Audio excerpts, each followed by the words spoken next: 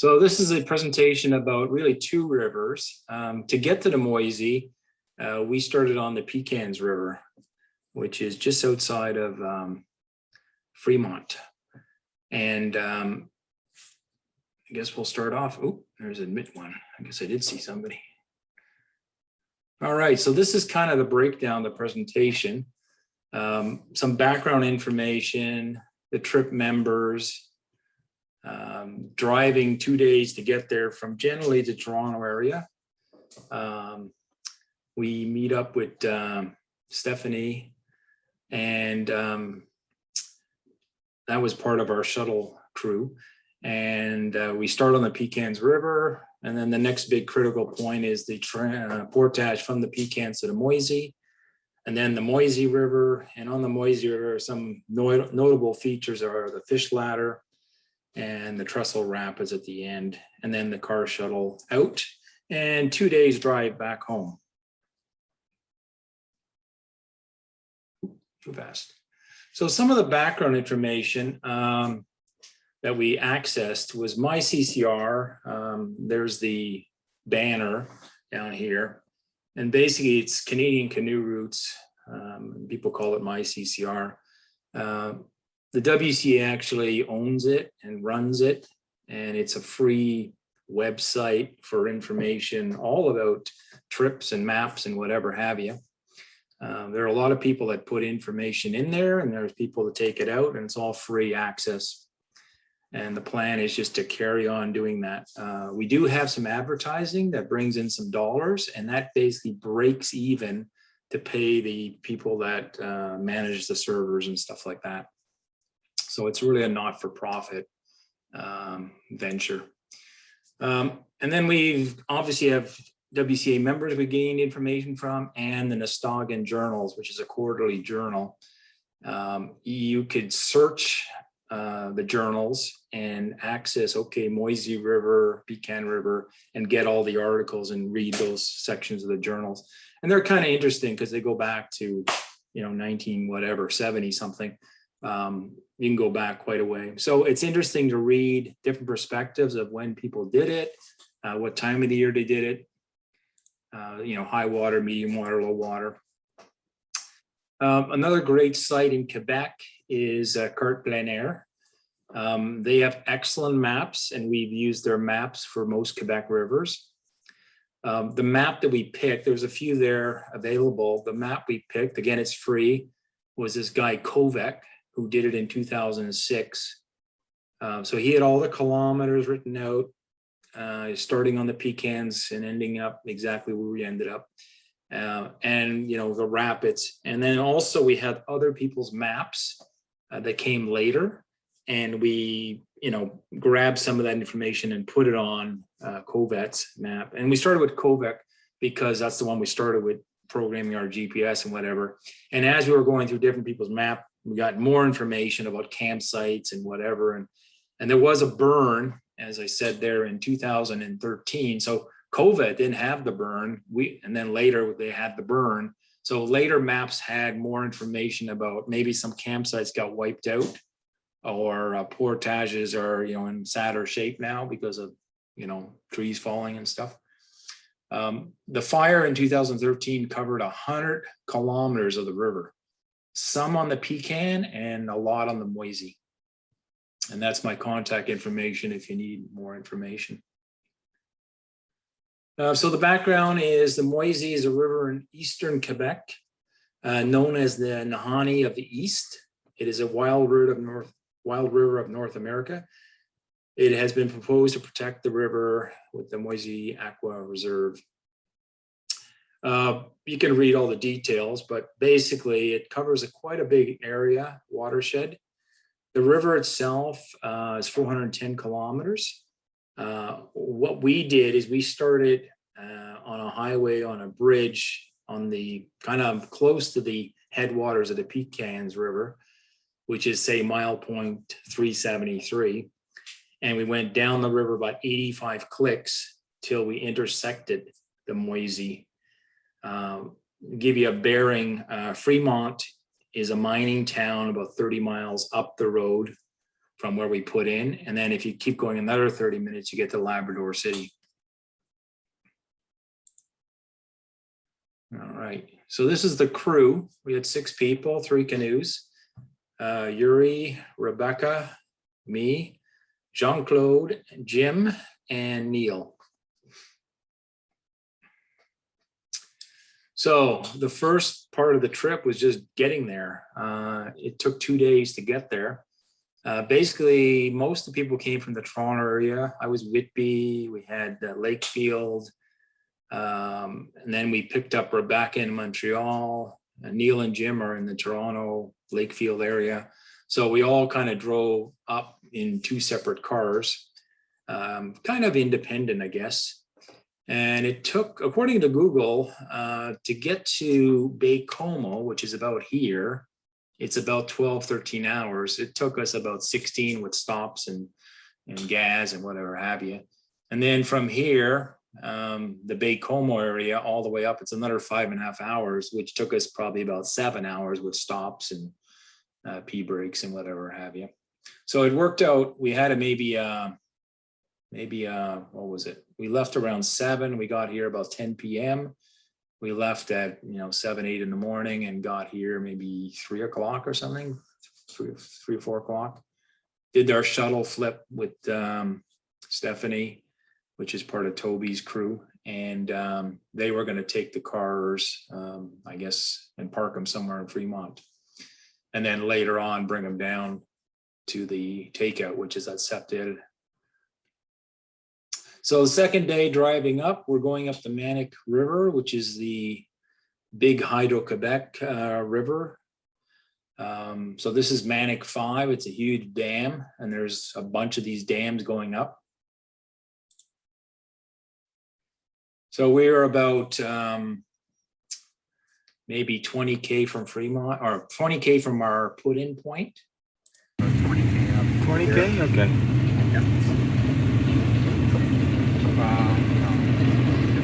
I thought it was more than I that. think I was saying 25.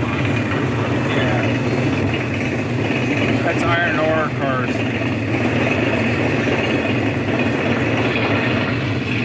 Yeah. Oh, that's not too bad. There's the end of it. I wonder why they're not higher. Way, I think. All right. Can everybody hear those videos okay? Nod? Yes? No? Yes? Good. Okay. Because we have to link all the audio and stuff. So that seems to be working. Excellent. Okay. So 2 of us had to drive the cars once we dropped off. Everybody had to take put in. So we went up the road a bit. And that train this is the end of the line of the train here where they pick up the iron ore. So there's a big mine, like within about 20 clicks of the put in. These mountains are all like man-made mountains of till and soil and whatever, tailings, I guess. And then there's obviously a tailings pond, which has got a rusty color because it's all iron ore, deposits and stuff. So these are the elevators, I guess, where the iron ore gets pulled up and put on the trains. The train goes around the loop and heads back down to Sept-Îles, I guess. And these are the trucks we kind of drove by. So we were driving along this road here. And basically these are the massive dump trucks. So here's a regular truck and here's these massive dump trucks. Kind of impressive. All right, so this slide is kind of the overview. So maybe we'll start off here. We mentioned the plein air. Lester Kovac did the river in 2006. So we used his map as the base. And his map was basically from 373 was this point at the put-in, and way back almost the bay, trailer park down here is 0. We also have a member that did it a couple years back, Sue Cedric, and we used a lot of information that she scribbled on her maps.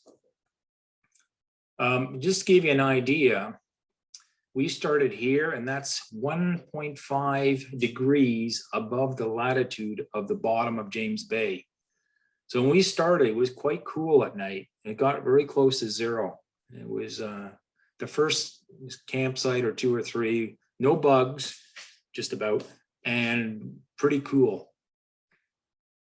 And these are all our campsites. So we had 13 campsites and basically you could say 13 days. Because our first campsite was actually right off the road at the put in. So it gives you an idea of the spacing here. You could see day 4 or 5 was very short distance. All right, another important fact is looked at the water levels. So this maximum line up here is the seasonal maximum, you know, over X years, I guess. The minimum line is this pink line down here. And the red line is actually the line we were on. So we were very close to the minimum water level at anywhere from, I don't know, 300, I guess, because we started back here on August the 1st and ended around here somewhere, August the 13th-ish. So it gives you an idea. We were anywhere from, I guess, 25% to maybe 10% over the min compared to the max. And this, I just took a slice here. This was 330. Sorry, yeah. I guess we were at 199 on this day, but you can go each day and figure out, you know, what it was. This is the site you can go to. So this is our first camp, which is right off the highway in a kind of a gravel pit area. Not too remote. A couple cars go by every so often, but flat, no problem.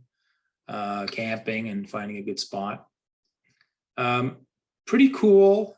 No bugs really that bothered us. The next morning, the put in. So we're at, right, there's a bridge right here crossing the river. We put in, this is at 373. This is officially 357 meters above sea level.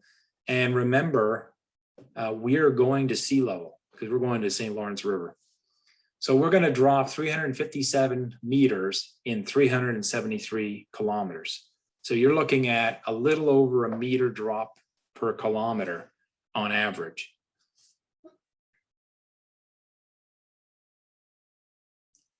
So the way I've laid this out is we did camp 1.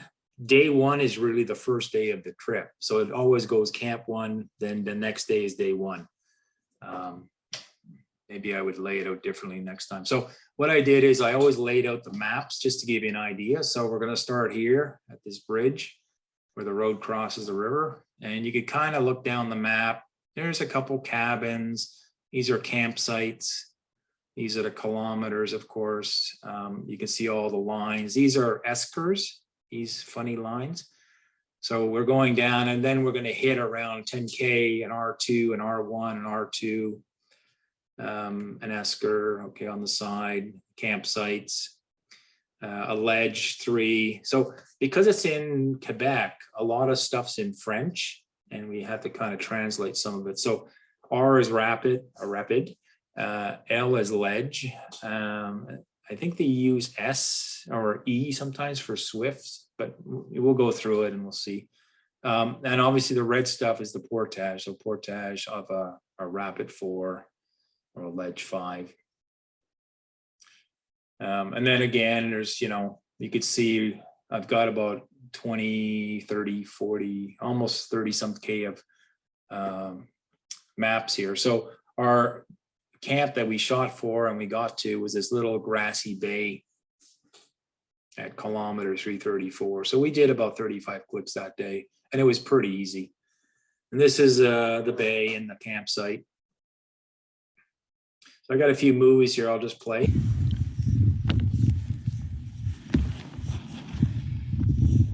we go. It's excellent. Working. I'll have to add rolling pin to our mess kit. There you go. Play 2 movies simultaneously. Step. Just easier, I think. So this is Rebecca making dessert. Cinnamon buns, my favorite. Completely wet. I usually put the recipe, add a bit more sugar and a bit more. So generally what we did is we had a camping trips. food menu that somebody was assigned to Like that? prepare dinner. and somebody was defined to help that person collect the wood, make the fire, and then usually somebody else would volunteer on our little I don't spreadsheet want any for dessert. wastage. And we had a lot of desserts, so it was quite a good trip. Okay, so I'm using about half because I have another half the dough left or so. Just spread it out. Goes Rebecca mixing her raisins and brown sugar and all kind of good yummy stuff, cinnamon. She made the dough on site. She made 2 batches, so she all the way to the edge. basically rolls it Otherwise, up. someone's gonna have a really lame. I'll speed that one up a little bit. He rolls it up to like a Wet log. that. What? And Wet the generally, edge so it our sticks. area is a little more stable. We're on the edge here because might have been a storm coming in, so we set up this tarp, but then it cleared up. So, that's what happened with tarps, I guess. Let's go on flat surface over here. So you can see our it's camp in the over background there. Everybody's got their separate tent. It'll feel COVID. safer that way. There we go. I wanted to mention everybody was double vaccinated, so we were in Yeah, good this shape is much that way. safer. And now we're in a little bubble. Well, I'm getting the idea. We're pretty well. We're sleeping alone, but everything else is together. And I have a second round of dough. Yeah. So lots of cutting and stuff. Just shove it in between. Yeah, exactly. Got to make sure it's a nice even number of 6. It's not going to be 6. It's never 6. There might be an issue. All right. All right. So day 2 after that camp, we went another maybe 20K. We got to camp 3 at 3:10. So I usually put a comment here, grassy, mossy site on beach. And we arrived at this time. So at the end of this presentation, I've got the full summary of distance and speed and time and all that good stuff. And then the next morning we left at 8 a.m. Generally, we left at 8 a.m. every day. This is the camp. So every camp's different. I think we got a good rainstorm. So we set up a really quick shelter on the beach. We wanted to be on the beach for the fire because inland it was very mossy and nice, but we didn't want to create like a root fire. So we were kind of stuck, and it was really blowing the day before. So we decided to stack the canoes to block the wind. And at the end of the day, it all worked out. We had our fire under there and we did our thing and everything was good. So this is just a typical class 3 rapid. Just give me a second. And you can see the days, some days were a little rainy, some days were beautiful days. This was one of those crisp, clear days. Okay, give me a push. Backwards. We might be going up left. there a bit. You guys can push off back because we're anchored right now. Okay, I got it, Yuri. So what Yuri and I, he's my partner, every day we flip positions. The same with JC and Rebecca. And then that We'll way get all everybody got set and wait for a you chance guys. to stern and find different stuff. Yeah. We'll just speed her up here a bit. This is a class Okay, 3. yeah, I think I got it. I would say in general, the class 3s were a little easier than I thought they were going to be. Didn't find anything Okay, now over the forward. top. It was all pretty controllable. You want to stay on the left of this stuff. Put the brakes on just a bit. Slow us down. Okay, that's pretty good.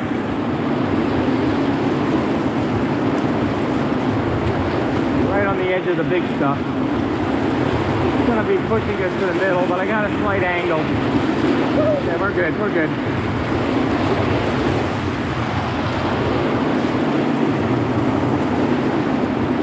That's good. This is a beautiful country.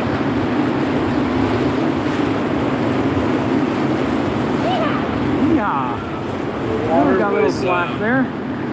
regular summer temperatures. That was fun. On the cool Yeah, that was side, but, controllable. swimmable. big water. Might be a few rocks here.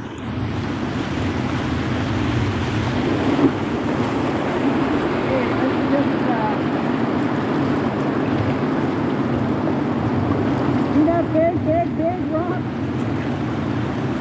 Why don't we go between here? Here? Yeah. Okay. Oh, big right, go right. Right. Okay, left it.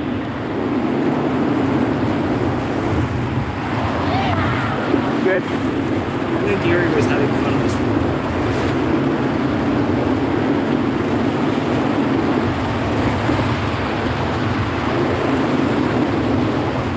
All right, let's spin her. Tell me that wasn't fun. That was fun. Oh, that was fun. Most comment was that was fun.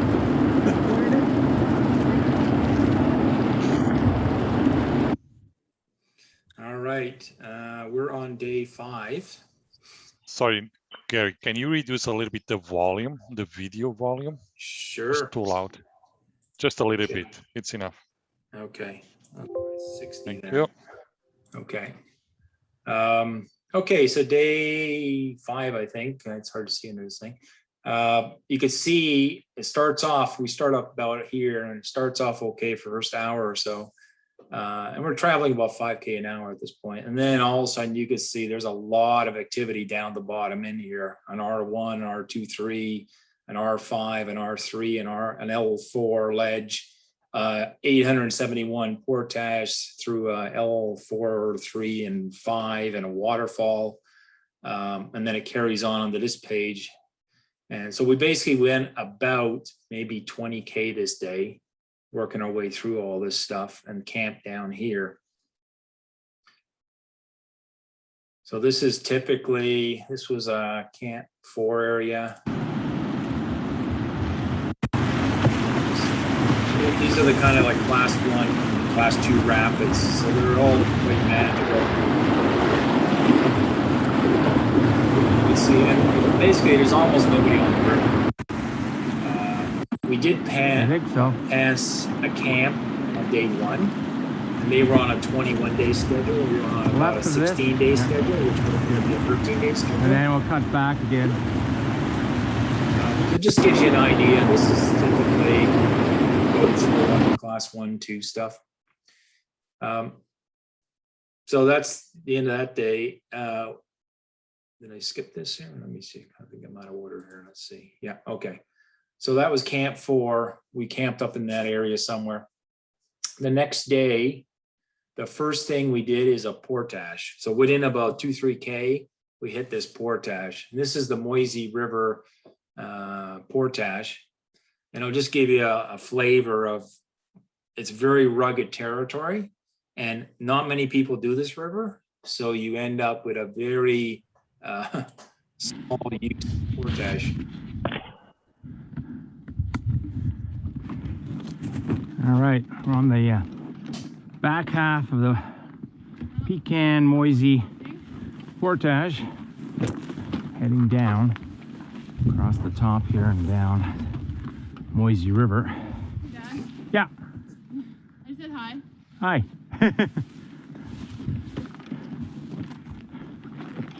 So you can see it's not very well defined portage trail. For the GoPro.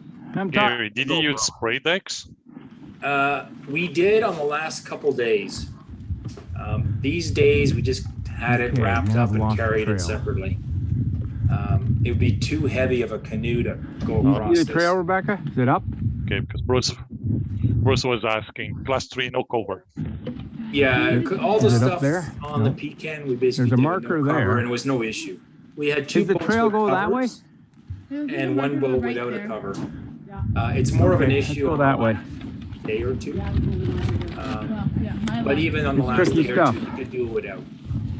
I mean, a lot of the camps have no spray decks, but you know, they have small kids and young kids, and they're lighter, I guess. This trail, Yeah, it's obvious. it's not clearly defined. There's a tape every so often, and you know, kind of a groove. But there's some false trails where it turns 90 degrees, and people made the mistake and they made a trail basically. So this thing, what we did on this trail was 40 minutes one way. We portaged all our barrels and packs first, the first trip. And what happened here I think I'll is, bring the saw back for that last tree. just to give you an idea how complicated it is, Yuri started off first. It's When up we got that to the way. end, there was no It Yuri. is up. So what happened was he got lost but I within see the it first fine. 10 minutes. Went off wherever. Up we And go. then we went by him, I guess. And then he ended up circling back to the beginning, starting again. So he basically killed about maybe 20, 30 minutes being lost. And it's That is an pretty issue. easy because if you're alone, you need other people to say, maybe it's over this way. Yeah, or over this here. is going to be a Really fun. toss the canoe up And the hill, I think. trails, not easy. You're going up and down like a yo-yo. So it's difficult just what we're doing right here. But with a canoe on our head, it was quite difficult. And I thought we were at And the top. you can't realize this, the sun is blaring out. There's no clouds. Yeah, and I it's think hot. so. It was close to 28, 30 degrees this day. Now, when we were at this point, it wasn't that hot, but by the time we finished, it was that hot. So we were basically cooked at the end of the trail because we did it twice, of course. The first time is with the first pack, and then a pack and a canoe, the second run. We're climbing. Okay. So I thought I was Top at the again. top, and it's like all these little false tops. You're going up and down like a yo-yo.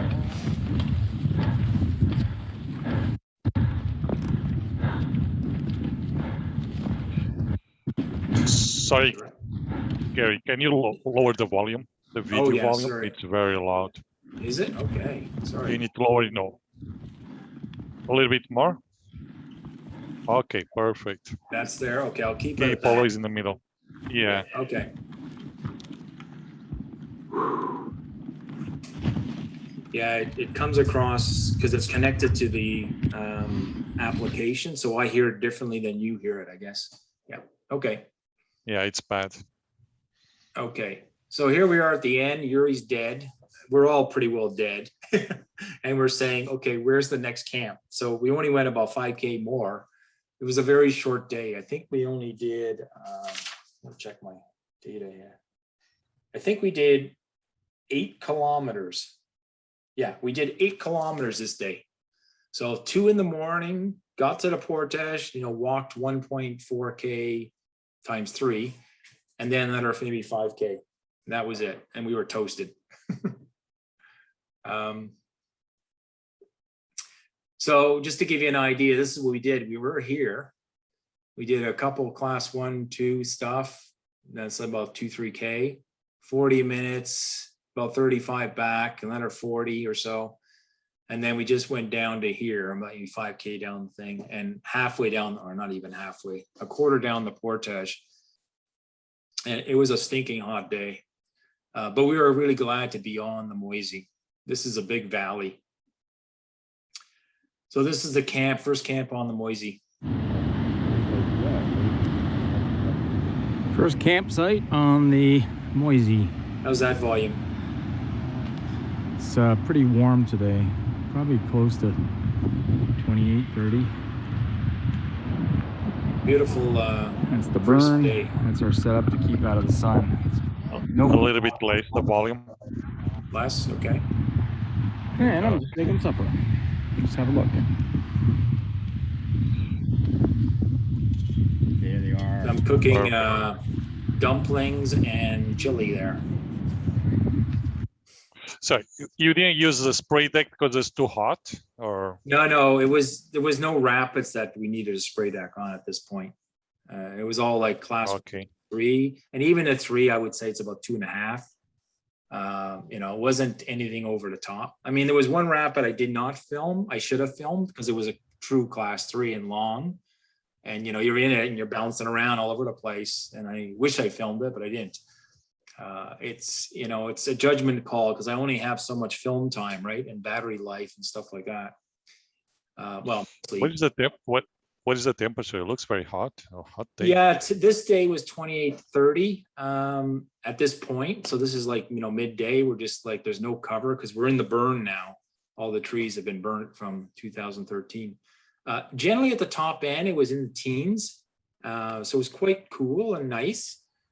You know, if the sun's out, it's great. If it's raining, it could be a little cool. But now we're going south, right? So we're at kilometer 285-ish from the St. Lawrence. So as we're going down, we're going to gain temperature and we're going to gain some bugs. So the next day, you can see there's more activities happening. We started up here somewhere at 285-ish, and we get a rapid 4. There's a portage available, a ledge, another rapid 4, class 1, 2s, 4s. Some of these 4s are interesting because you go through a 2, you don't want to have a mishap and end up in a 4. So you have to be careful. And then you could see we went all the way down here, did a portage, had lunch. And then the next afternoon is a huge class 1 rapids, a couple kilometers long. And then the water's moving at this point. It's, you know, 5, 6, 7K an hour. Waterfalls, and we shot for this area here. And you could see we're always getting to camp 3:30, 4 o'clock. So we're always going like for 5, 6 hours. Not a frantic pace or anything.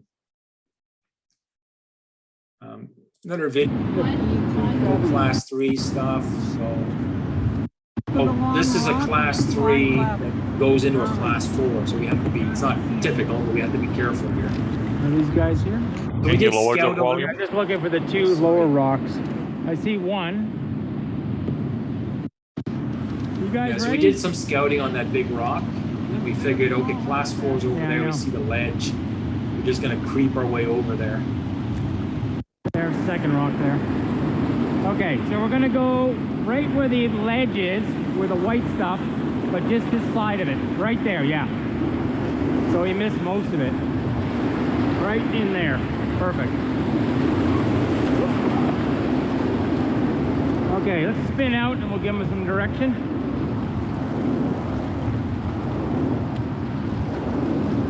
You can see it's like a little bit overcast today, which was welcome after that cooking sun the day before. A couple bugs out, but bugs weren't bad. I would say the bugs were nice. They were fine. I didn't have any issue with the bugs. I don't even think I used DEET. It was quite manageable. So we're creeping up to this big ledge, class 4 ledge here. We figured, okay, we're gonna line along the side here was the safest thing for us to do. Get out of the canoe. Bring it up a bit so I can get the rope. I think we also, because we scouted this, we took our barrel and walked the barrel below the ledge of that rock. That's why you don't see a barrel. Because this is the thing, you don't know what's up ahead, so you really have to look and know you can get somewhere.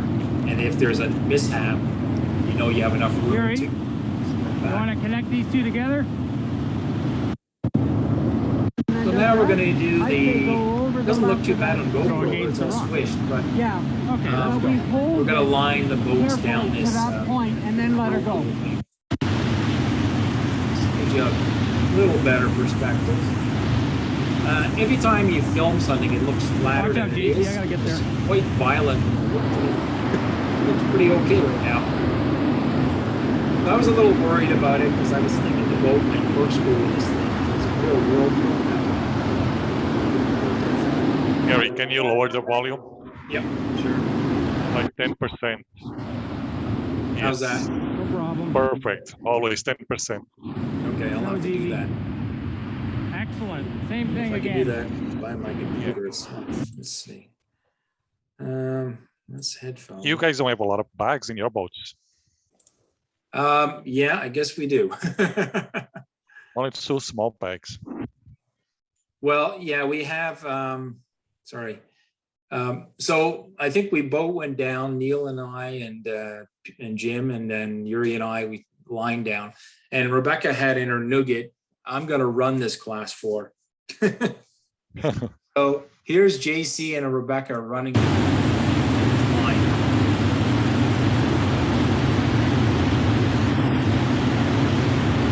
So they picked a great line. We were really considering there might be some carnage here. But it worked out like, yeah, we could have done it. Well, they were quite happy with running that thing. Anyway, so this is a little later on in the day. I just wanted to show this. Up over here, you'll see there's a lot of white. There's a huge waterfall up in the mountains coming down and ending up down here.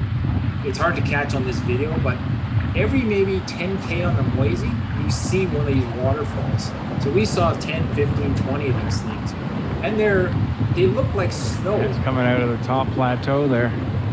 They look like snow from a distance. And when you get close, you can hear the roar. It's just a lot of noise. It's a They big kind of line waterfall. up with the valley. And I just tried to capture it here. But we went by quite a few of them. But this is the one I filmed. Wow, look at that right at the top. So it's hard to see through the trees, but it's just a sheet of white up here, all the way down. And we've seen that in a few spots. And you know, it's a big noise. It sounds like a huge rapid. It's a waterfall.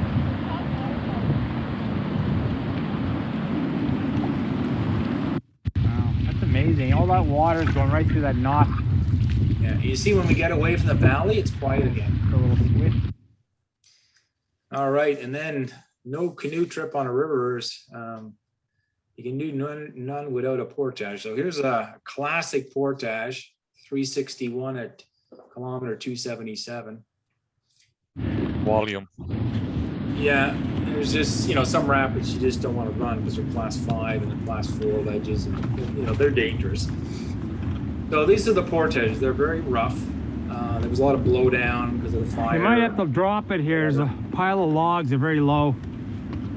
Generally, it was Unfortunately. reasonably okay, but every so often you get a few trees like this where it's just a Yeah, you'll have to popsicle drop stick. it here, Rebecca. They're really low. Yeah, so I went through just And for I'll a pull you barrel, through. and Rebecca was going to do the canoe first off. This is our first trip through. Hold on. I'm holding. So Rebecca's a Call powerhouse. it. That might work. He's actually Neil walking right now No, I'm not. I'm just. with her Watching 80-pound you. canoe on her head. Am I through enough yet? Yeah, you want me to TP it? Good. Okay. Yeah, she basically out-portaged the rest of us. Yeah. Straight up the mountain.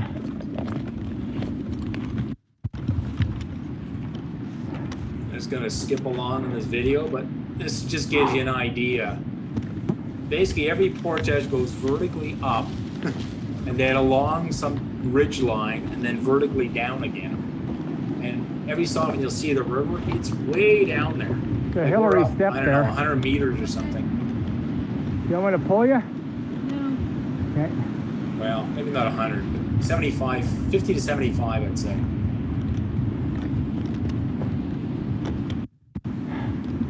Okay. This path is good. Yeah, there's multiple paths. And usually at the Okay, top I'm back of these on the main things, here. There's a little bit of mud. On main. Ridge line. And lots of ups and downs and ins and outs, mountain goat stuff sometimes. And I'm just doing this with a barrel, and Rebecca's got her canoe on her head.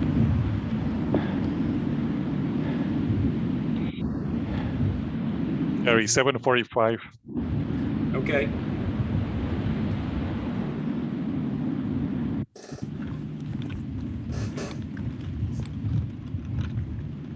Going vertical. All right. So we're going over the top, and of course, what goes up must come down. So we're heading down.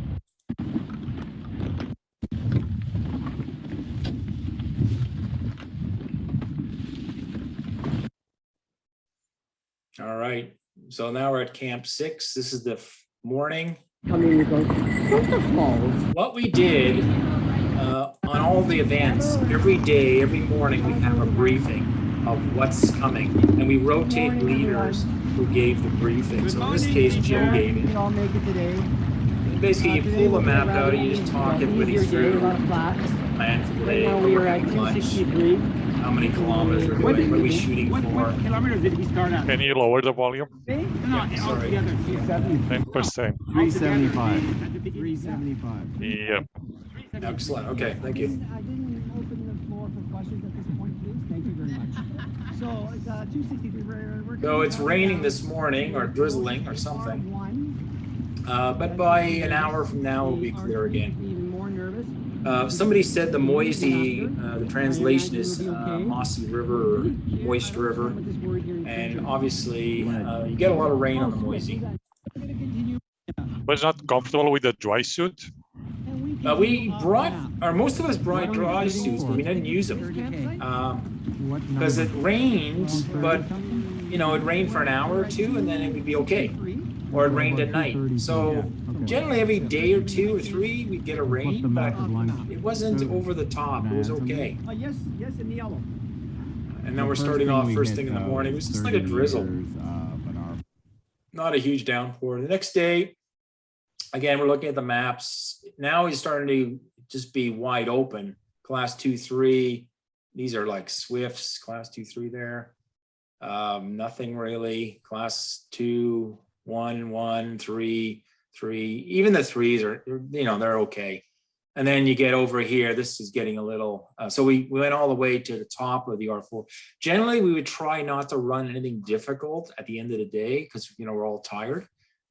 So we try to do the run of a difficult thing or a portage in the next morning, or camp on a portage. You can do half a portage or something. You know, so you're basically at camp and you could bring your boat to the other end or something, so you can kind of break the portage up. But this was going to be a complicated day the next day. So we got the camp here. It's just side of the river. It was a very nice camp. We're at about kilometer 219 right now. Yeah, sun's coming out. Hey, sun's coming out. Can you we got lower the rain. volume? Sorry. Yeah, so it's just as typically, you know, get the boats unloaded, stack the boats up, and then go find the camp and, you know, find out where you're going to put your tent, etc. So we're about 219. Yeah, 219. This was quite a nice camp. It was up on a big rock and there was lots of mossy areas around for tents. Just fast forwarding through some of these videos gives you an idea. You look around, you find a kind of a clearing as best you can. We all had like 1 or 2 man tents, so we could almost, you know, camp on a trail. Any spots over there, Yuri? Yeah, we're pointing right here. Any scratch on the Niels boat? Yeah, there was a few scratches. Oh, somebody's already up here. Okay.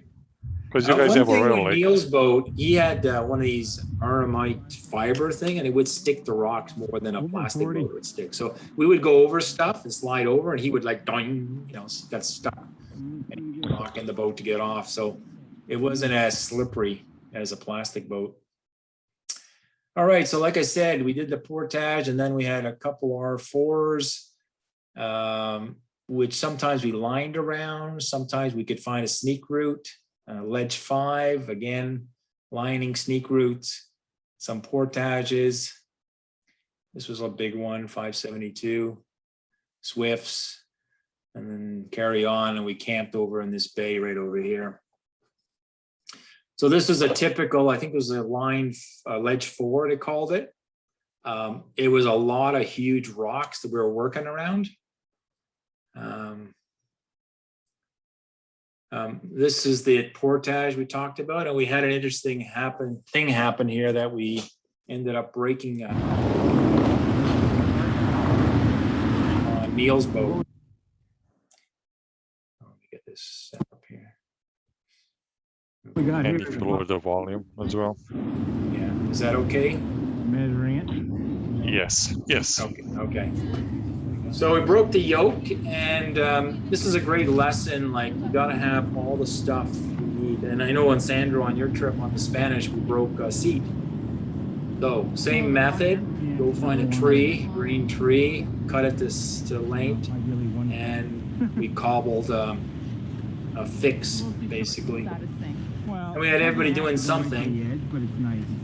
Okay, So we have Neil there cutting away Yeah, that's gonna be good a now. little cedar tree. And get the kit out and, you know, wire, tape. So we first taped the split, These on your and side. we put the brace on. You gotta have, you know, pliers, wire, duct tape, gorilla tape, whatever. You know, having no yoke would be a killer because the trail is very rough. Dragging the boat around, it would just be deadly. I mean, you could do it, but it wouldn't be pretty. So you gotta have the yoke. So we had to fix it. So it ended up, we take about 10-15 minutes. We got the wire, braced it all up, We're gonna do that side. and then taped it all up. And that lasted another, whatever, 10 days for the rest of the trip. Whatever it was, 8 days. Like that under. Wired it all up. Just shearing the edges again. All right, we got the camp. All the camps are slightly different. This was a boulder beach. Some are better than others. Not many trees on this beach. This is the next morning, so we're camp 8 and we're leaving, so it's like day 8. You know, so typical, you douse your fire, you collect all your stuff again. Next day, we're looking at the map here.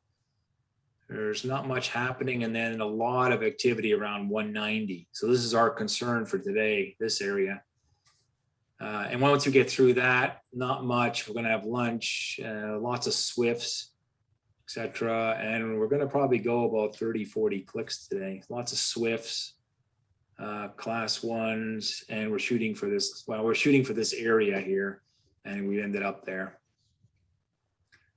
So this was an interesting thing. It was a class 3, and down in the bottom of the valley is where the class 4 is. And, you know, you can't see it, so you have to really be careful.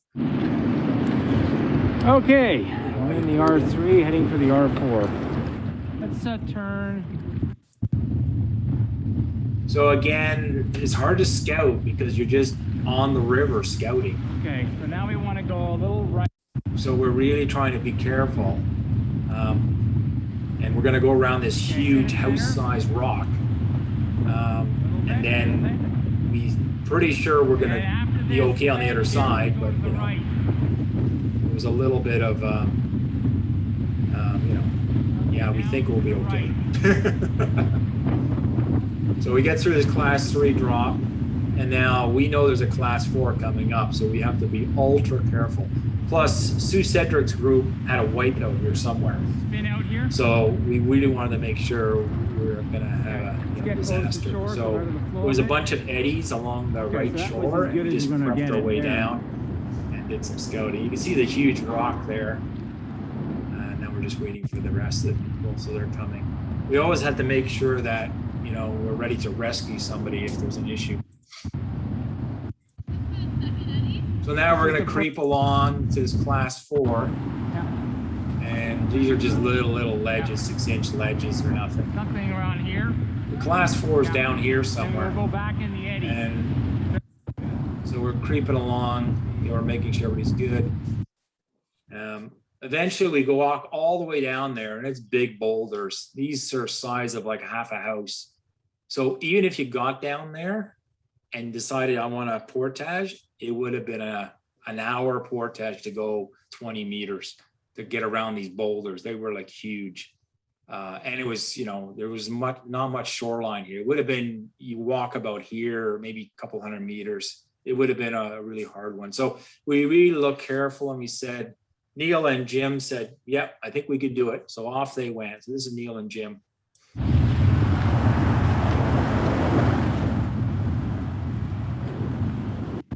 I'll speed that up a bit.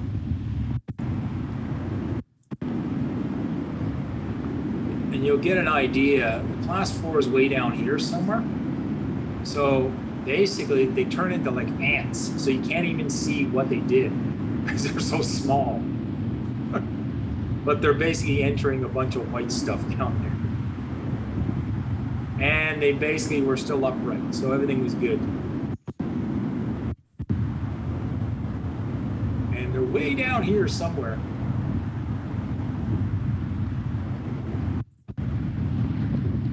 So that worked. So off Rebecca and JC.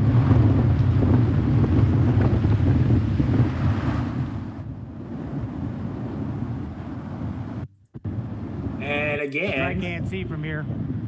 they turn into like ants. So we really can't see what's going on. And we did Snuck go it all down right. there to Okay, look that at the sounds stuff. pretty good to but me. It was quite a hike to get down there. So here's Yuri and I. We think we have a plan.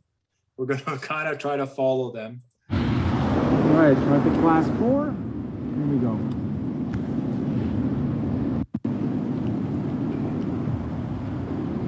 I might have to stop the video to get it. Okay, let me just stop it for a minute. It might have to catch up to itself. How's the volume, Sandro? It's okay. If you keep 10%, it's okay. Okay, It's already almost 8 p.m. okay. Yeah, I figured an hour and a half would be the presentation. Oop, my video is acting up. So here's the big drop right here.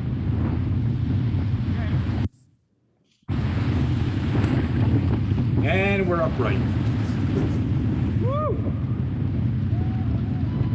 Successful.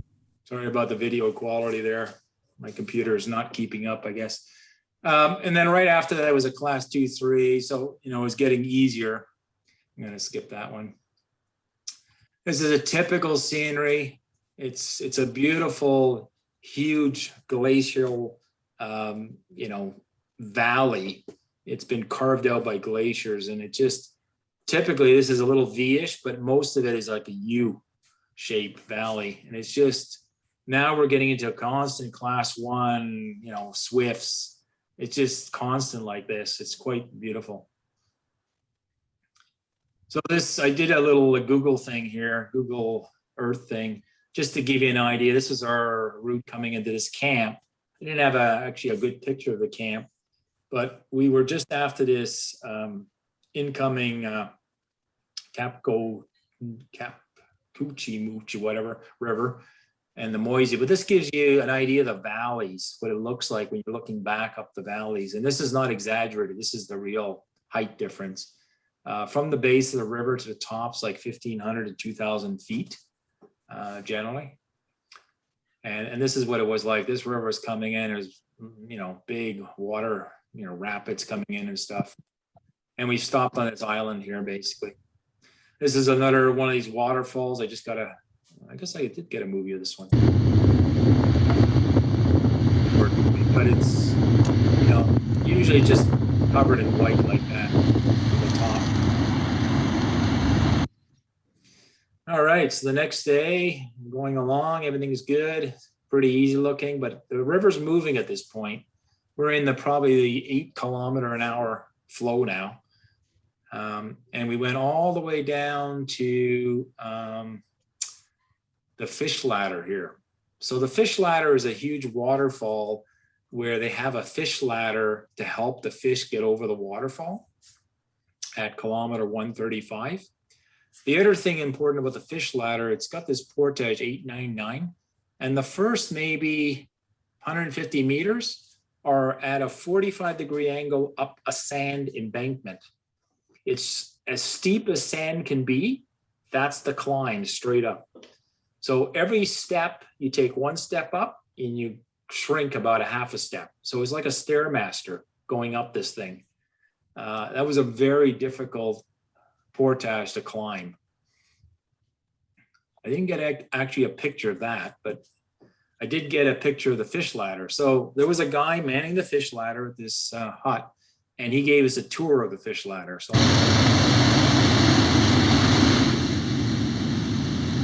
how's the volume? It's okay. Okay, so this is the top of the waterfall, and there's more waterfall as it flows down. But this is the top where there's a dam to create the fish ladder to let the salmon up the river. So we're heading down to this dam, and the guy's going to give us a little talk about the salmon and what he does. So this is the guy. So they come up this fish ladder, and you'll see a view of coming up here. And then they measure the fish. So the orange is in feet, the other was in 10 centimeter increments. So he's talking about the gates and stuff like that. The guy lives alone? Yeah, he's got his brother up there right now. Like he goes on shifts. He spends, I don't know, all summer up there, but he has people come in, and everything comes in by helicopter. There's no roads, there's no nothing. It's all helicopter stuff. So he had his brother up there, his girlfriend for a few weeks, and he had somebody else for 2 weeks, and he spends all summer up there.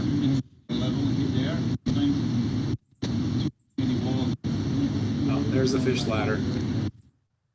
So what it is a series of maybe 1 foot jumps, and the fish just jump from pool to pool to pool to pool to pool to pool. And he had some great videos he showed us of the fish jumping, and they don't always jump for the opening. Sometimes they jump for the metal, and they get, bang, hammered.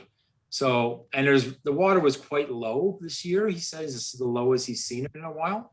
So the fish could come up here, but there wasn't many fish, he said, this year. And he said the water was lower than normal. All right, so I mentioned helicopters. Let me turn the volume down before I do this. This is a typical, see, every few days we'd see a helicopter going into one of these camps. Skip ahead here. So you'd go by a camp maybe once every day or two.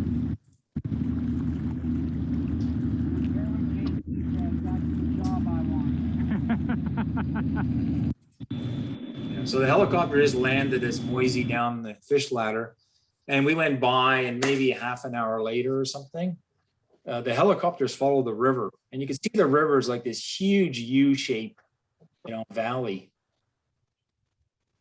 I'll turn the volume down before I forget.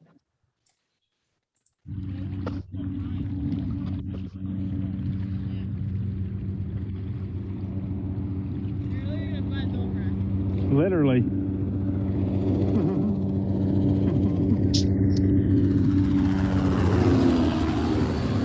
There we go. We got buzzed by the thing. So here's a typical picture of the U-shaped valley. Again, it's raining. The next day, a lot of fast water, class 2-3 stuff. That was easy. R1 Swifts. These were all, it was an easy day. You're going by a couple outfitters, camps. We got the 93. So we were up around 130 something, and we got the 93. So we did about 40K that day, or something like that. And this was a nice grassy flat rock, trees around, campsite. This was kind of the beach. And the next day, lots of swifts, long sections of fast moving water. So we're going like 8-9K an hour now, maybe 10K an hour. It's quite fast. Nothing scary, just it's moving. You can see here, there's not a lot of happening, but the water's moving. And we got down to 52. So we went from, what did we do? We went from 93, 52. So we did 40-ish K, and it was, easy. We left around 8 in the morning, and we got there at 1. So like 5 hours with lunch somewhere in the middle of that. So really 4 hours of paddling, we did 40K. So we were motoring. And then we camped at this Rapid 4 here. So every camp's a little different. This was our very rocky beach, sandy rocky beach, and we had some rain. So we put up the tarps end to end. We're cooking outside right now because the rain stopped. But generally, the rain would be short-lived usually. The next day, we're getting close to the end. So we're motoring along. and we decided to camp at around kilometer 20. So we just went through a class 3 and we're going to camp. The next day is going to be the big rapids at the end of the river. So this is class 3. I think this is could be JC and Rebecca.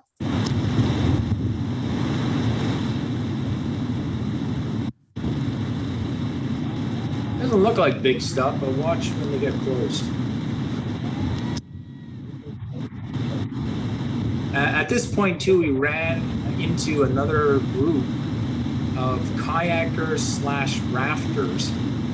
And we passed them when we camped here. Well, this is Rebecca and Gary. Well, those are big waves. This is where a spray deck is handy. So they were in Neil's boat. We were already camped. They decided to just run the rapid again. Same rapids, there were some flower pot holes.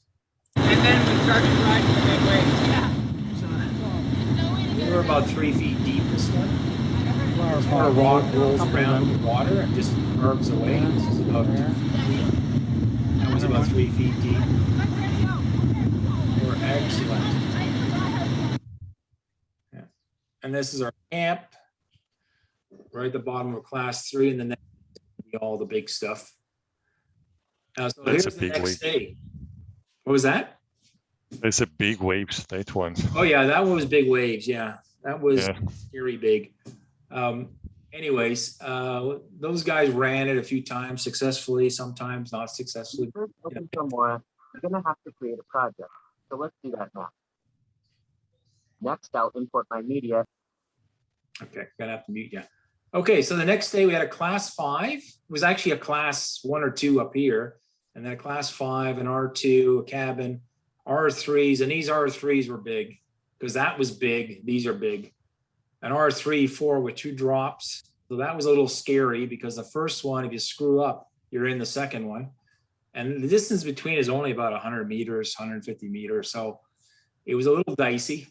And then of course at the bottom, we have some R3s. And this was called the Trestle area and the Trestle Rapids. And then at the end of it, the last 15K is really nothing. The water is moving, but it's pretty flat water, and then are out. So this is one of the rapids on the Trestle. Let me turn the volume down.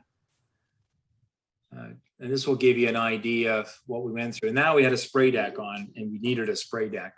Now there was one boat without a spray deck, and they survived. I think they wiped out on one of the rapids, but pretty good. Now, the unfortunate part is it rained this day from the beginning, and it was kind of a cold rain, and you could see the drops are thick. So we were definitely getting wet. So we scouted all these where we stop, you see what's coming up, and you get back in the boat and come up with your plan. Class 4.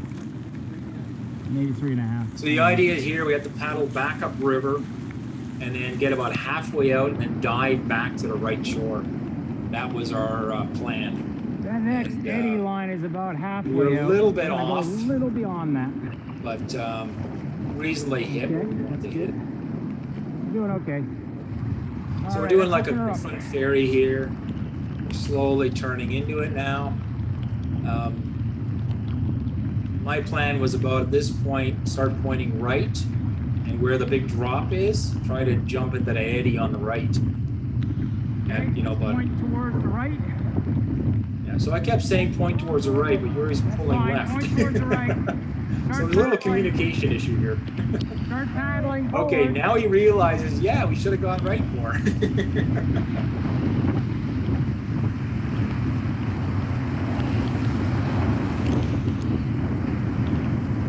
Okay, we got it. So that was one of the bigger waves. But you survived it. I think Yuri's happy again. So that was the first one, and then the next one's coming up. So like I said, there's 2 in a row here. Yeah. Skip ahead. So it's hard to see in the blur here, but I'm watching the other 2 coming down. So Neil and Jim made it okay. and we have a boat down. So Rebecca Ferry and across. Go. JC wiped out on that I last see one. that. So now what we have to do is get out there, line them up, and then make sure they pull them on the shore before they get to that next class 3-4. So we're just like trying to surf the waves here, wait for them. And when they finally get to us, hang on to them and drag them with the eddy on the left. Okay, not too far. We got to get them. Let's work this way. Yeah, so I see a couple heads there. JC's off to the left a Something bit. big coming. Rebecca's on the boat, pulling. Keep working it. Nobody lost anything. They all have their paddles in their hands. You're going to paddle. I'm going to grab Rebecca and the boat. Paddle forward. Rebecca, hang on tight. Tight, tight, tight. All right, so Okay, now paddle the shore. Yuri's our only motor, Paddle and the we're shore, basically Yuri. pivoting into the eddy. right Paddle now. harder. Yeah, I can only do so much. I can hold it and you let go. All right, so we made it in. Tied in. So the philosophy of tying stuff in or not tying in on this river, I think you want to tie in, or at least have Okay, it so excellent. it's secured to the boat, because All right. if you lose your stuff, the current's going at 9K an hour. That So big it's going to wave. be who knows where. It's better to keep it with the boat. There's not that many rocks to get hung on. It's more of an issue to keep your gear together. We're almost at the end. We're past the trestle. We're, scoping everything out, looking at the last rapid on the river, basically. And this is the last rapid. Now it's working. Okay. All right, we're just below the trestle. So this one is fairly straightforward. We saw a line. It was, class 2-3 stuff, well, 3 stuff, but it looked I see doable. our line. Yep. Again, we're ferrying out about mid-river and then working away center towards the right side. Keep on the right side of the big standing waves. So there's all little drops, foot, 2 feet, that kind of stuff. And then we're just trying to stay out of the big white waters, all piling up on the left. Work our way to the right So slowly. we just got a slight angle, we're dodging a couple obvious rocks, working our way around No stuff. problem. Perfect. We're in a nice calm stretch here. And you can see there's quite violent over Perfect. to the left there. You might be able to survive the left if you have cover. That's perfect. You can see some waves just splashing We're over. hitting We the saw some, diagonals but, on a good angle. I think we all made it down this without. Yep, it's powered through there. We got a Okay, little good. blur on the lens there, but basically, I think we snuck it pretty good there. All that was good. There, we're looking back up the river and just waiting for everybody to come down, and everybody made it down, no problem. They're still smiling. Must be doing good. What's that? I said they're still smiling. Must be doing good. Yeah, that was fun. But it wasn't really pushy. No, it was okay. It was fun. It was fun. That was much better than the other one. Yeah. That was a good way to end it. Taking any water? So that bridge is where all the iron ore trains come down. And we're only about 15K from That's a Stepfield. good idea. Have lunch. There you go. So the end of the trip, the takeout is a trailer park at kilometer 0, and we're maybe 5K from the St. Lawrence River. But this is according to the map that we decided to do. So we lug all our gear. Of course, it's raining and not the best conditions, of course. But everybody's happy. At this point, we called Toby, and he's in Septiel, so he's at some hotel locally, and this is Toby. So what I can do is, I guess I'll introduce Toby afterwards when I stop the presentation. But basically, there's his contact information, and we'll bring Toby in about a couple minutes. This is a profile of the river. So camp one, remember I said it was 557, and we ended up at the St. Lawrence River, which is basically zero sea level.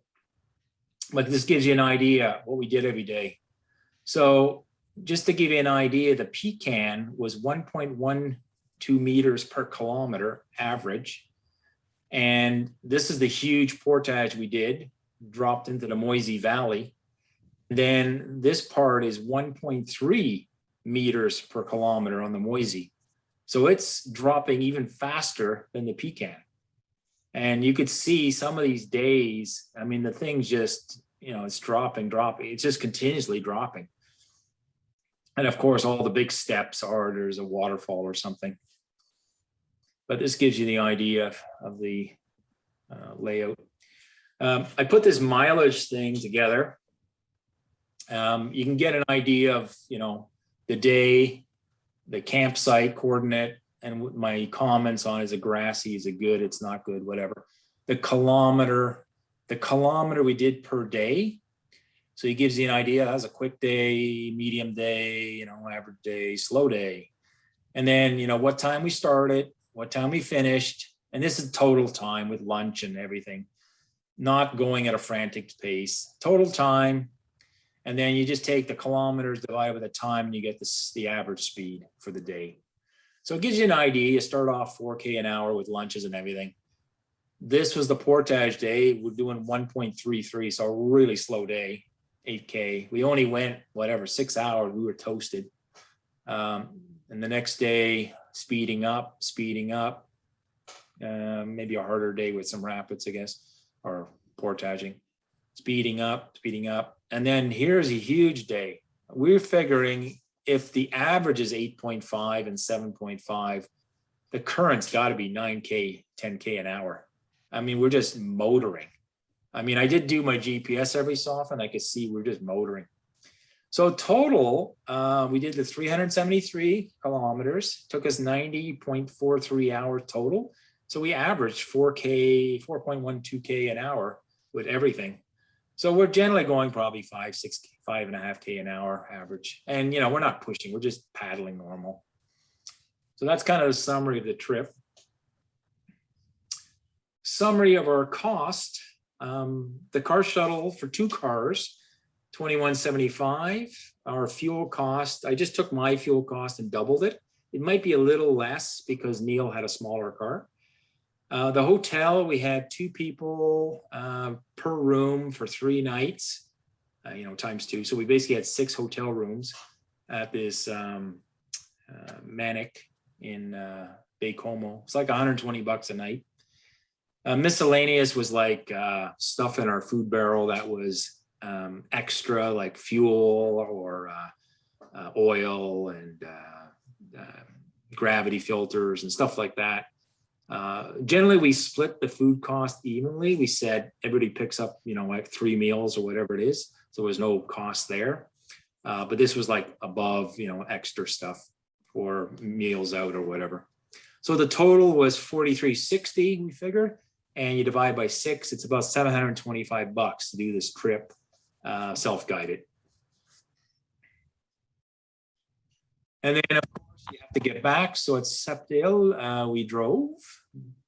We discovered it was, because it was raining, we were going to stay at the trailer park originally.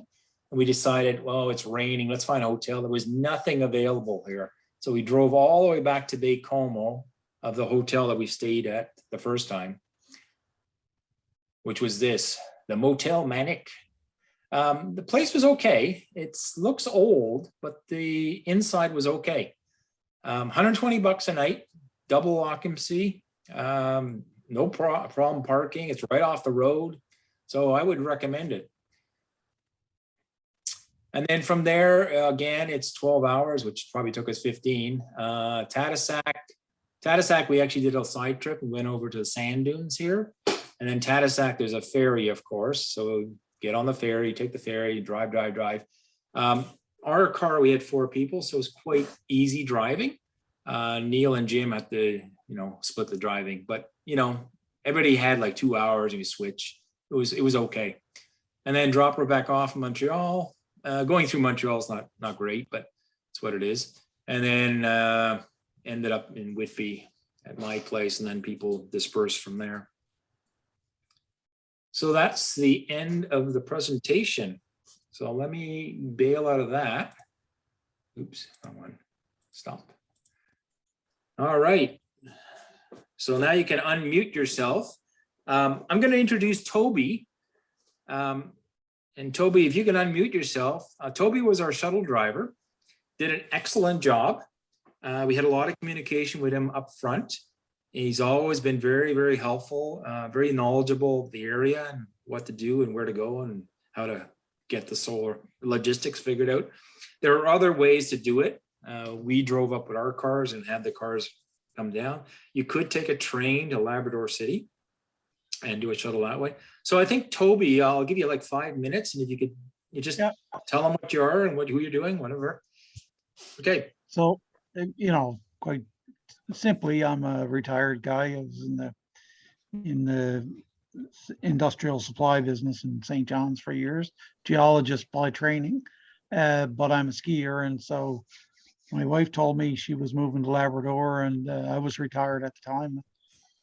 And she said there was a ski hill. So I came here to ski, did a fair bit of canoeing as a kid, and then a little bit later on.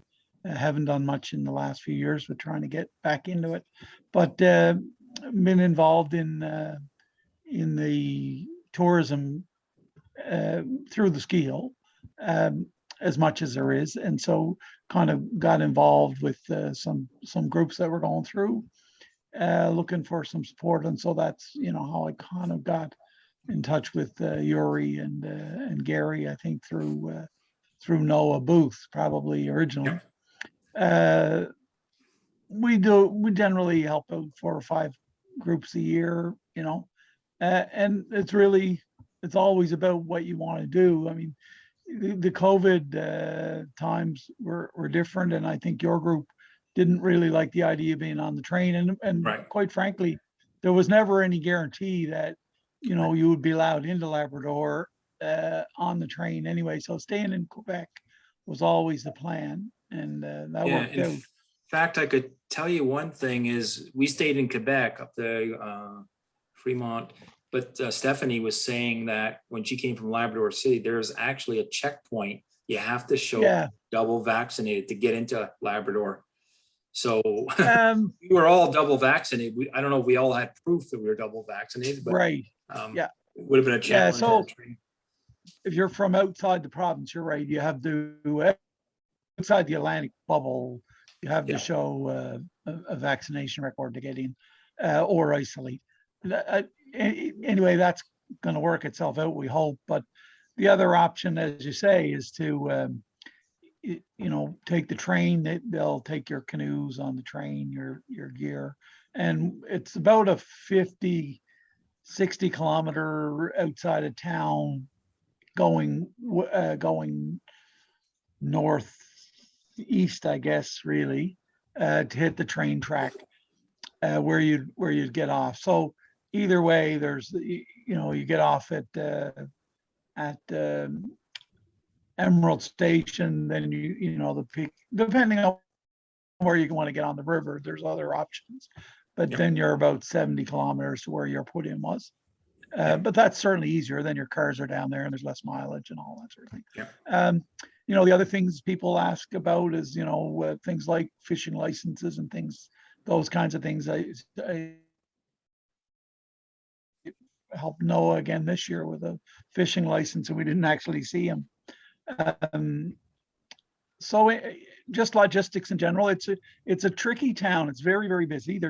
There's 3 big iron ore mines. The bulk of the iron ore in Canada comes out of this area.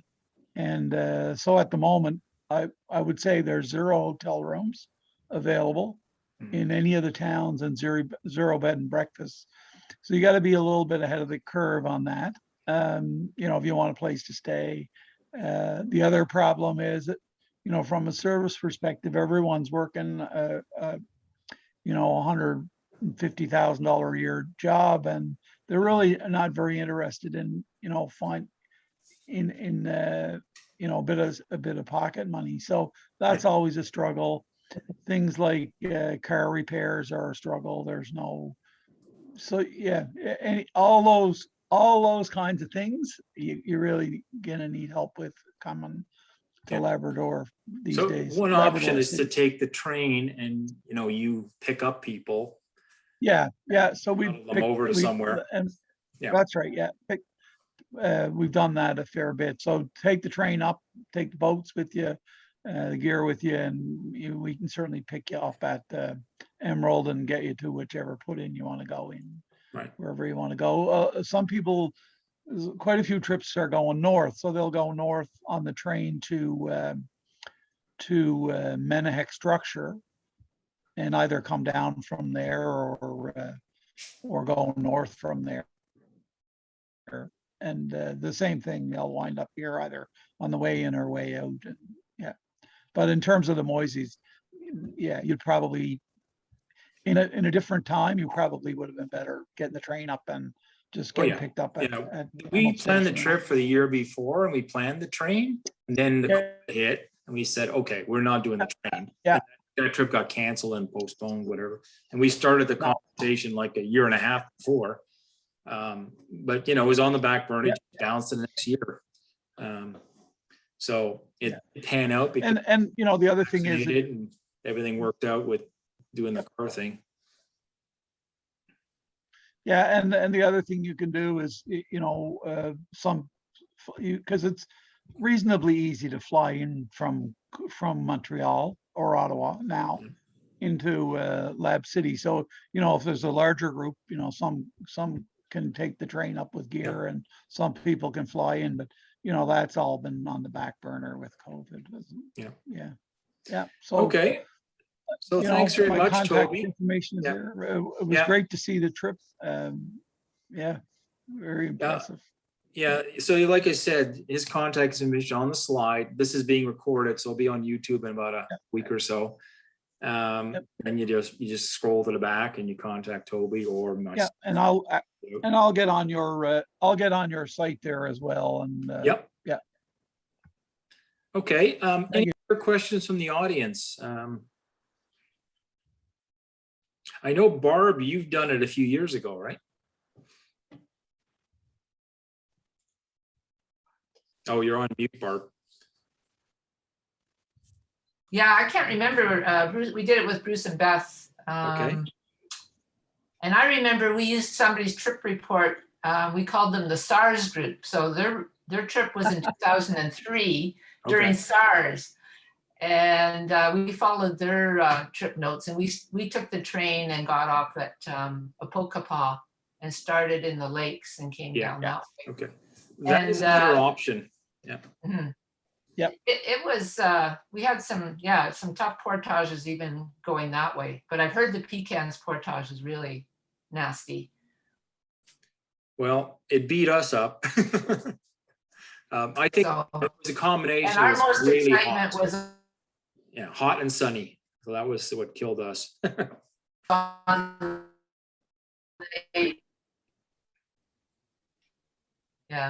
Last day on the was really just 2 boats and a set of waves, and self-rescued. And then Dave and I decided we had gotten through the first batch. We decided to go ahead through the second, and then we dumped in the second one and had to self-rescue. And that was scary because you could see what was coming and you had to get out of that somehow.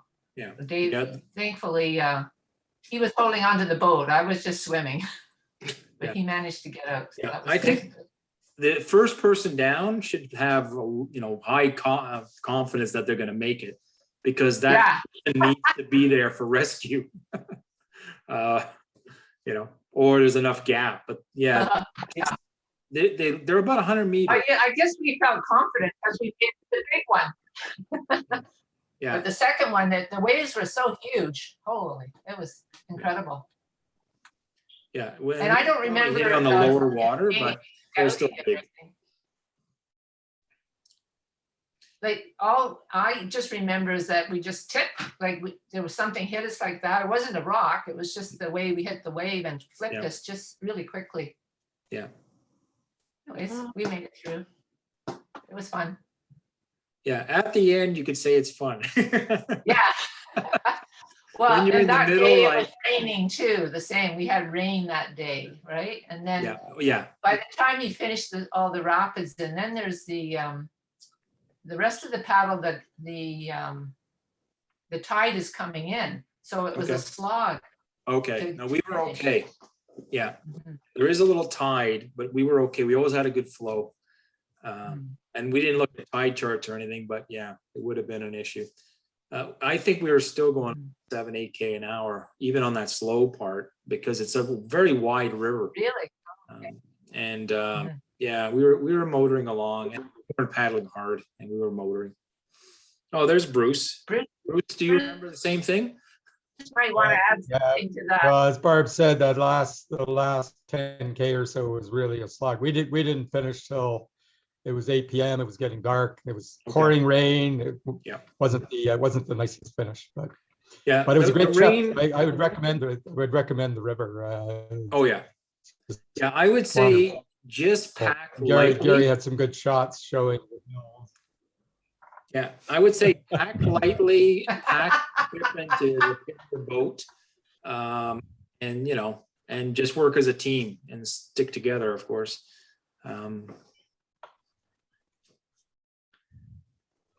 Okay, I did We see. were hungry for the first few days because we had to pack food for 16 days. And What happened to us, we were doing the lakes. We had allowed 3 days for the lakes of the headwaters, and we had headwinds all day. So it took us 5 days on the lakes. Yeah. So we burned both our layover days as much as I wanted. So I was starving by the end of the first 5 I days. was starving too. We We lost a lot of weight on that trip. first day. Yeah, we actually planned for 16, 17, and we ended up doing 13. I mean, there was one of those mid sections in the Moisie. It was just motoring. We actually in-reached Toby saying we're ahead of schedule by 3-4 days. So, you can see progress, right? And we're like trying to put the brakes on. We're just going, we're off like at 1 o'clock in the afternoon. It was like nothing. 3-4 hours of paddling. Okay, I guess we're here. We have to stop, because we're just gonna get to the end too fast. I don't remember any really Either. easy days. No, that was a different experience than we had. Yeah, we were okay. I mean, generally, we didn't beat ourselves up, but I could see that portage was tough. Generally, the portages were tough, but we had our weight was okay. I mean, we had our packs pretty good. Everybody had one bag, and we had 4 barrels, so we ended up basically doing 2-shot portages with everything. So that worked out well. Plus I had the powerhouse Rebecca. She's out portaged us all. That really helped. Any other questions from the audience? Okay, so I guess that's it. Thanks for all showing. Is it generally an August river? Like it's generally. Oh, okay. Oopsies. I think Gary, so. I think you got a question from Christopher. Yeah, sorry, Christopher. Go on. Yeah, I think it's. I just wondered if it's generally a good August river, a late season river. Yeah, I think it is. We did it in July. Okay. Let me see. I would think it would still be fine in August most years. Just in terms of the top of the river, it's certainly not before late June, I wouldn't think. It still can be winter here in May. Yeah. Yeah. Actually, the fish ladder guy told us many of the groups just started coming about a week before us, maybe 10 days, a week and a half. We actually had what's his name? Not Michael Lee. Who's that passionate paddle guy? David Lee. David Lee. Yeah, David Lee was ahead of us 4 or 5 days. So the fish ladder guy, somebody told us, one of the groups, I guess, and then no, so we heard it from somebody. Anyways, I can't remember what the story was, but we heard it from somebody. He's on the river somewhere in front of us. And then we went through the fish ladder. He was 4 or 5 days ahead of us.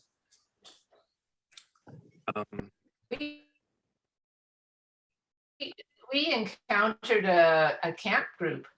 I Yep. think they were teenagers. Yeah. And that was the only group we saw. Yeah. And I think we intersected with them at the fish ladder. Yeah, I that right, remember Bruce? the You remember? teenagers slipping on the rocks because, Yep. of course, it was the Moisie, so it had rained that day, so Oh, the yeah. rocks were wet. Slippery. And after we got up that huge climb that Gary talked about, then there's still a substantial portage, and part of Yeah. it's over rocks. And these teenage boys were slipping on the rocks and just bouncing up again. It was quite something Yeah. to watch. Yeah, we passed one Camlor group on the first day on the Pecan, and they were on a 21-day schedule, so we never saw them before. Again, we passed another group. They weren't there. They were hiking or something on the Moisie. We saw their camp. All their boats said Candelore, so we didn't see them. And right after that, there was a bear walking along the beach that was heading to their camp. So we tried to scare the bear off. And then we found a group right at the last day there, staying at the cabin in the middle of all those big rapids. So we passed 3 groups. And then because it was raining, we didn't socialize too much. We were just trying to keep warm and keep moving. So yeah, they're all on 21-day schedule, and we did it in 13, and we really didn't try to go fast. We actually tried to put the brakes on. So I think there was a group that did it in 11, which would have been really pushing it, but it's doable. Because you can get some 50, 60 kilometer days because the current's so fast some places. But, and then, Did you read Herb Cole's version of his trip, Gary? I did not. Maybe Yuri's read it. It was quite interesting. Yeah. Okay. He portaged at the Trestle Rapids because the water levels were so high. Yeah, because like I said, we were very close to Min. If you go back to my curve there, but we were at 190 cubic meters per second. The Min is about, I don't know, 175-ish. So we're just over the Min. So I can imagine if it's just pumping, it could be night and day there, Yeah, he climbed straight up to the train tracks and then walked along the train tracks. Yeah. Also, he was solo. That was the other reason he decided not to tackle those rapids. But yeah, I can imagine. those are the biggest waves I've ever seen. The biggest waves I've ever. We've never paddled anything that big before. Yeah, that's the only issue with the Moisie. You got to have some big water experience, I'd say. Like go to the Ottawa or something. I don't know. It's, you could cheat some of the stuff, if you hit it right, but you can also get in trouble. So you've got to have, I think, rifle shoot kind of water. That's the closest thing I know. Rifle shoot 20 times and maybe you're good. I would say at least you'll be okay. That's what to expect, because it's a bunch of little rifle shoots basically. But I would say it's a doable river. Just pack light, have a good group, solid group. Stay together, work together, and you should be okay.